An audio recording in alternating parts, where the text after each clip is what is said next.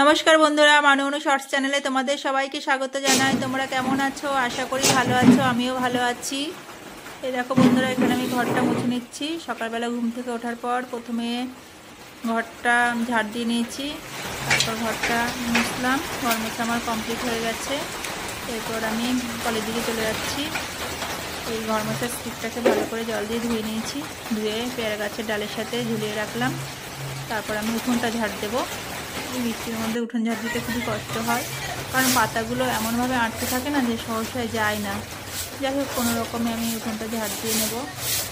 আর জলের দিকের পাতাগুলো তো আরও যেতে চাইছে না। এরপর আমি ফ্রেশ হয়ে ঘরে চলে এসেছি।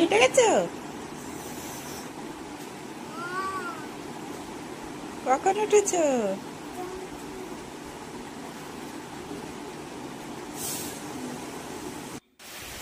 আর এখানে আমি একজনের জন্য ওয়েট করছি, দেখছি দূর থেকে তার গলার ভয়েস ভেসে আসছে। বেরোবো না, নিয়ে যান। বেরোবো না, নিয়ে যান, ভিজে যাবো। এক্ষুনি ভিজে টিজে ঘরে উঠলাম।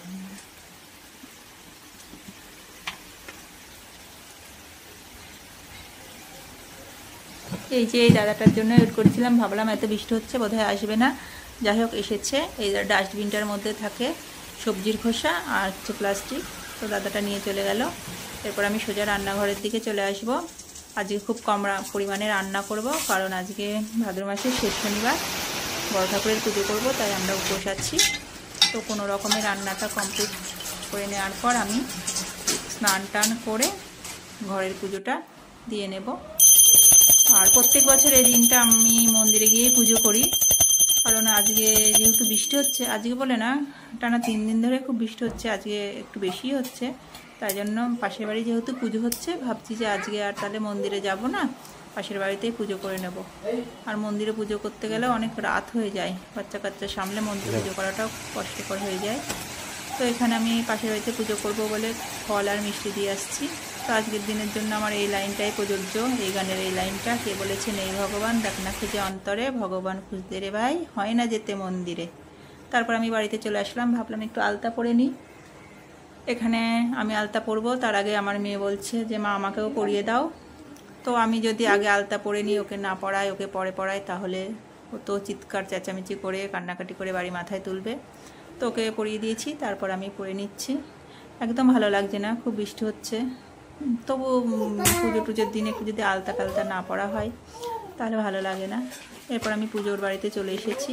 এখানে অনু বসে আছে, আর এখানে সবাই পুজোর জোগাড় করছে।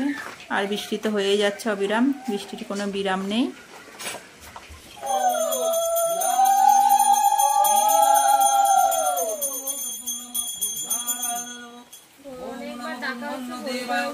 অপরাধ ক্ষমা করে তুমি ময়ামতি, না জেনে তোমাকে আমি কষ্ট দিলাম যেহেতু। ঠাকুরমাশা এখানে পাঁচালি পড়ছে, আর অনু তার বৌদির সাথে খেলা করছে, দুষ্টুমি করছে। তো বন্ধুরা, আমার এই ভিডিওটা যদি তোমাদের ভালো লেগে থাকে তাহলে আমার চ্যানেলটি সাবস্ক্রাইব করে অবশ্যই আমার পাশে থাকবে। ভালো থাকবে, সুস্থ থাকবে, টাটা।